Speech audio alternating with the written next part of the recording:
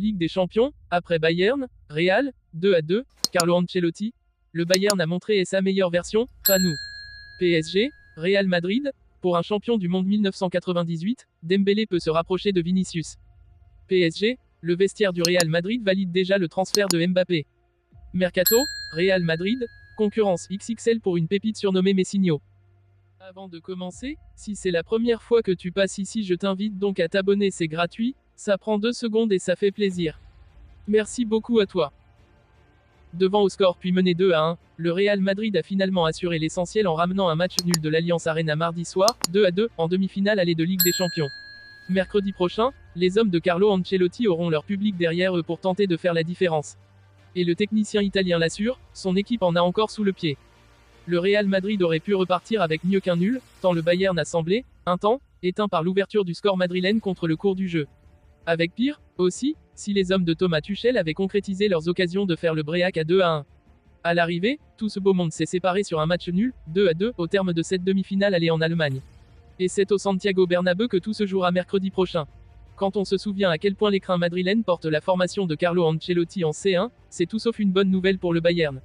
Le résultat est bon, a d'ailleurs reconnu le coach italien. Le contenu aurait pu être meilleur. Le Bayern est très dangereux. Il a montré sa meilleure version, pas nous. On a le temps de s'améliorer d'ici mercredi.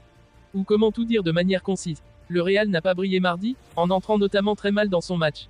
Mais rester calme dans la tempête est une habitude chez les merengues, peu convaincant contre Leipzig en 8e, souvent secoué par City en quart.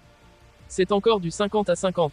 Ils ont une équipe avec des grands joueurs, on s'attendait à un match difficile, a expliqué Aurélien Tchouaméni au micro de Canal+. C'est sûr que le début de la deuxième mi-temps ne s'est pas passé comme on le voulait, mais on a réussi à revenir. Avec les joueurs qu'on a, on sait qu'on peut revenir. On sait qu'il faut tout donner jusqu'à la fin. C'est dans l'ADN de notre équipe. L'ADN de ce Real, c'est aussi d'être capable de faire mal dans ces temps faibles. De marquer, comme ce mardi, sur son premier ballon touché dans la surface adverse, après avoir passé 15 minutes à courir derrière le ballon. D'égaliser alors que le Bayern a eu les occasions de faire le break. On est un peu déçu à la fin, car on avait le match sous contrôle à 2-1 et on a concédé l'égalisation. C'est décevant, a avoué Eric Dier sur Canal+. Mais on va jouer le prochain match comme s'il y avait eu 0-0.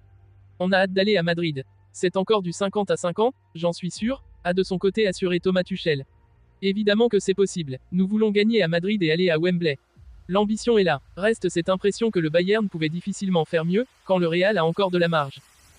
Un champion du monde 1998 pense qu'Ousmane Dembélé a les capacités de se mettre au niveau de Vinicius Junior. En grande forme ces dernières semaines, Ousmane Dembélé s'est mué en buteur, lui qui a souvent été raillé pour son manque d'efficacité devant le but. Grand artisan de la qualification du Paris Saint-Germain face au FC Barcelone, l'international français sera encore attendu au tournant contre le Borussia Dortmund, un autre de ses anciens clubs, qui lui réserverait un accueil musclé. Pour Marcel Desailly, les récentes performances du natif de Vernon lui donnent à nouveau envie d'y croire. Desailly veut croire en Dembélé. Pour le champion du monde 1998, Dembou, peut se rapprocher de Vinicius. Je pense Vinicius, s'est amélioré. Quand il est arrivé, il y a 4 ans je crois, nous disions qu'il ne savait pas, qu'il n'avait pas la capacité de conclure les actions, vous voyez maintenant qu'il est clinique. Il est capable de faire des passes décisives et finir. Dembélé, quant à lui, a des statistiques très médiocres, 2 ou 3 buts seulement. Il a un énorme potentiel. Mais Vinicius, quand on regarde toute cette génération, Sancho, Dembélé, Vinicius, qui d'autre avons-nous? Qui d'autre est ailier? Saka, bien joué. Saka, wow, il s'est amélioré. Vinicius est bien présent. Dembélé, le potentiel est là. Il peut encore se rapprocher de lui. Nul doute que le Français devra désormais gagner en régularité. En fin de contrat avec le PSG, Kylian Mbappé va s'en aller d'ici quelques semaines. Rien n'est encore officiel concernant l'avenir du Français, mais tout indique d'ores et déjà qu'il rejoindra le Real Madrid. Là-bas, Mbappé retrouvera notamment un certain Antonio Rüdiger, qui s'est d'ailleurs prononcé sur le transfert de l'actuel Parisien. Après cette saison sous le maillot du PSG, Kylian Mbappé connaît ses derniers moments avec le club de la capitale. Pour lui, l'avenir s'écrit vraisemblablement au Real Madrid. Cet été, Mbappé doit rejoindre, enfin, les merengues. Et dans le vestiaire du Real Madrid, on sait déjà que le mariage va fonctionner.